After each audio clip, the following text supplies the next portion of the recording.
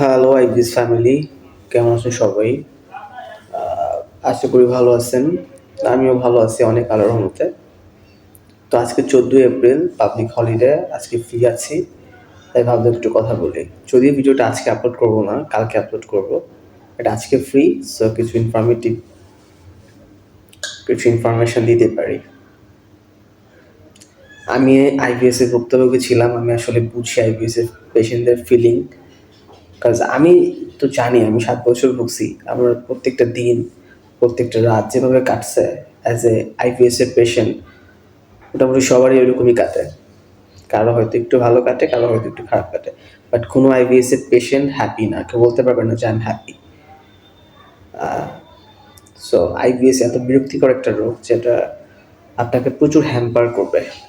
আপনার daily routine, আপনার সব কিছুতে হ্যাম্পার করবে। সো আইবিএস কি? আইবিএস হচ্ছে একটা ফাংশনাল ডিসঅর্ডার। এইটা হচ্ছে একটা সাইকোসোমাটিক ডিসঅর্ডার। এটা কোনো পেটের সমস্যা না।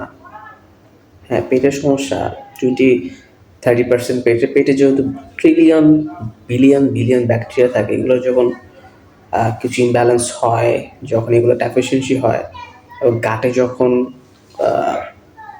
গুড ব্যাকটেরিয়া কমে যায়, ব্যাড ব্যাকটেরিয়া ওভারগ্রোথ হয়, তখন আইবিএস হ্যাম্পার করে। কিন্তু আইবিএস অনেকগুলা বিষয়, অনেকগুলা হরমোনকে ইনফ্লুয়েন্স করে। যেমন such a kind of oestrogen, একটা হরমোন আছে অ্যাস্ট্রোজেন, যেটা বেসিক্যালি ফিমেল সেক্স হরমোন। এবং এবং হচ্ছে পাশাপাশি এটা mail sex hormone also.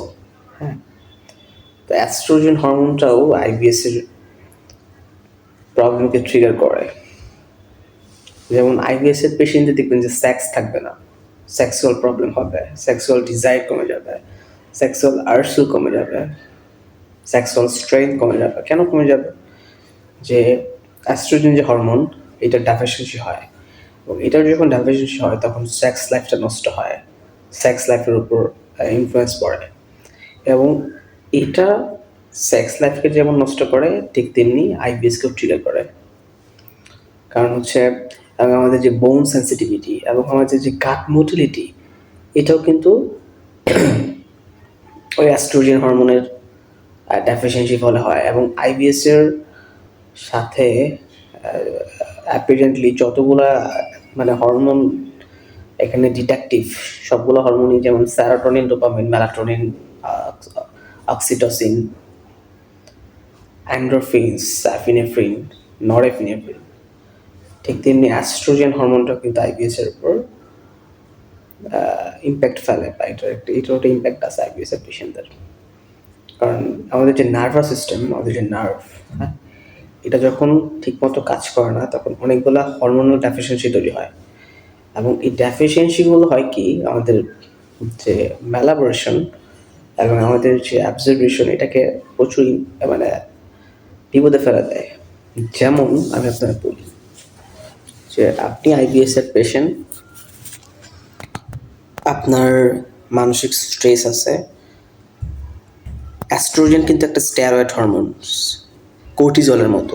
Cortisol যেমন একটা steroid hormone, kind of oestrogen একটা স্টেরয়েড হরমোন। এটা বেসিক্যালি ফিমেল সেক্স হরমোন। যেমন উদাহরণটা হচ্ছে যে আইবিএস এর পেশেন্টদের টেস্টোস্টেরন লেভেল কম থাকে। টেস্টোস্টেরন লেভেল কম থাকলে বুঝতে হবে যে অ্যাস্ট্রোজেনও কমে গেছে। সো অ্যাস্ট্রোজেন, টেস্টোস্টেরন দুইটা হচ্ছে সেক্সুয়াল স্ট্রেংথকে ডেভেলপ করে। যখন এই হরমোনগুলো কমে যায়, তখন আইবিএস এর উপর আইবিএসটাও বাড়ে। ঠিক তেমনি মাস্টারবেশন, অনেকেই বলে যে মাস্টারবেট করতে করতে করতে জীবন শেষ। দেখেন, মাস্টারবেশন ভুলেও কোনোদিন করবেন না। আইবিএস থাকা অবস্থায় যদি আপনি মাস্টারবেট করেন, আপনার আইবিএস ভালো হইতে অনেক প্যারা দিবে। আর মাস্টারবেট করলে আপনি আপনার যে মানে সেক্স, যেটা সেক্সুয়াল লাইফ যেটা, সেটা আপনি কৃত্রিমভাবে করতেছেন। কৃত্রিমভাবে করে হচ্ছে কিছু হরমোনাল ডেফিসিয়েন্সি আপনি তৈরি করতেছেন। সো ওইটা আপনার আইবিএসকে ভালো করতে অনেকবার বাধা দিবে। হ্যাঁ, আপনি যদি মাস্টারবেট করা বাদ দেন, দেখবেন যে আইবিএসের প্রবলেমগুলো ডেভেলপ হচ্ছে। কেন হয়? কারণ মাস্টারবেট যখন আপনি করবেন না, তখন আপনার টেস্টোস্টেরন লেভেলটা বাড়বে, এবং আপনি যখন কৃত্রিমভাবে প্রমোট করবেন না, তখন অ্যাস্ট্রোজেন হরমোনটা ঠিকমতো কাজ করবে। এবং এই মাস্টারবেট করলেও কিন্তু নার্ভের প্রবলেম হয়। হ্যাঁ, দেখবেন যে মাস্টারবেট করতে করতে আপনার দেখবেন যে নার্ভ ঠিক নাই। হ্যাঁ, আপনার হাত পা কাঁপতেছে, বা লিটারালি হচ্ছে আপনি মাস্টারবেট করছেন, দেখবেন যে আপনার মাথা কাজ করতেছে না। কেন করতেছে না? কারণ আইবিএসের জন্য, আইবিএসের পেশেন্ট যখন মাস্টারবেট করে তখন হয় কি, অ্যাস্ট্রোজেন হরমোনটা কমে যায়, এবং এই হরমোন কমে যাওয়ার ফলে আপনার কোর্টিজল হরমোন, যেটা স্টেরয়েড হরমোন, স্ট্রেস হরমোন, ওইটা রিলিজ করতেছে, এবং ওইটা রিলিজ করতে করতে আপনার নার্ভের প্রবলেম করে ফেলছে। সো আইবিএস কি? IBS is A nervous disorder, psychosomatic problem. এটা পেটের প্রবলেম না, it's a brain gut disorder. বুঝতে হবে এটা। সো আমি নিজে 7 বছর ভুগছি। ফ্রম মাই এক্সপিরিয়েন্স আমি বলবো যে এখনও যারা আইবিএসে ভুগতেছেন, এটা কষ্ট করে আমাকে একটু যোগাযোগ করবেন, আমাকে নক করবেন হোয়াটসঅ্যাপে বা ফোনে। বিকজ আইবিএসে আমি ভুগছি 7 বছর। কত বছর? 7 বছর আইবিএসে ভুগছি। পেটের এমন কোনো ওষুধ নাই যে ওষুধটা আমি বাদ রাখছি। নাম বললে আমি 40টা শুধু জেনেরিকের নাম বলতে পারবো। এমন কোনো পেটের টেস্ট নাই যে টেস্টটা আমি করি নাই। এমন কোনো পেটের ওষুধ নাই যে ওষুধ আমি খাই নাই, আমার 1%ও কাজ হয় নাই। এমন কোনো কিছু আমি বাদ রাখি নাই পেটের জন্য।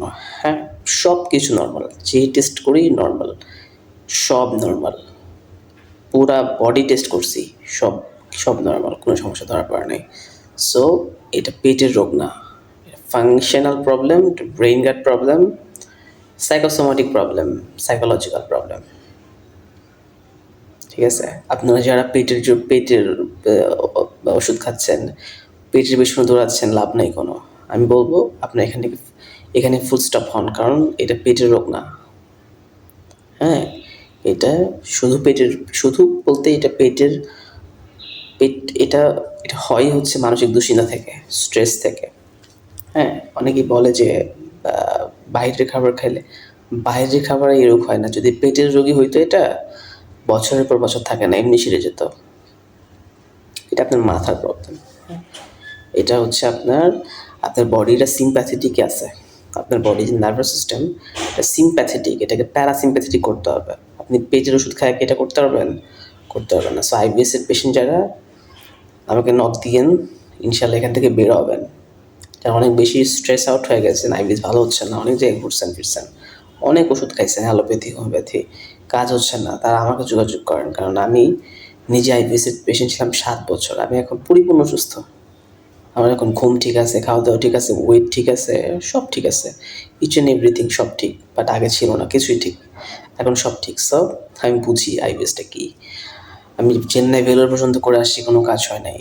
So IBS is a brain disorder. Serotonin, melatonin,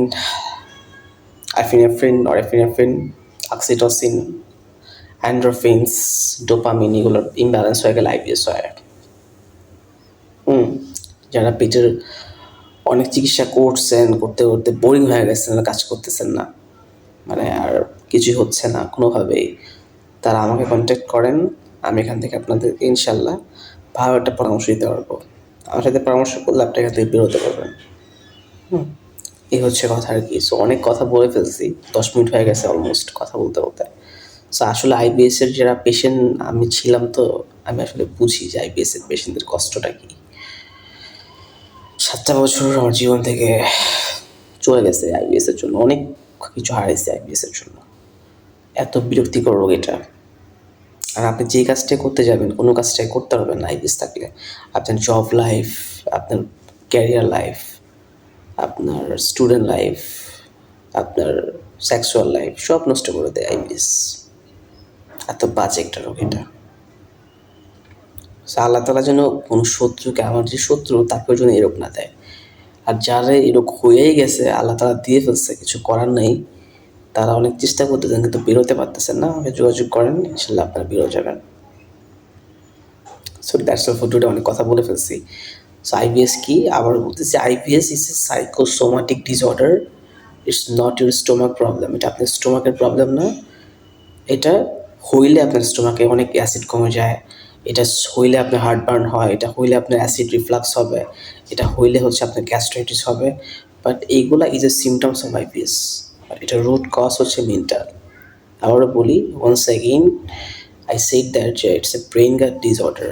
so যারা আইবিএসে ভুগতেছেন, আর ডিসক্রিপশন বক্সে নাম্বার দেওয়া আছে, আমার সাথে যোগাযোগ করতে পারেন, ইনশাল্লাহ আপনারা বেনিফিশিয়াল হবেন। দ্যাটস অল ফর টুডে, ধন্যবাদ সবাইকে।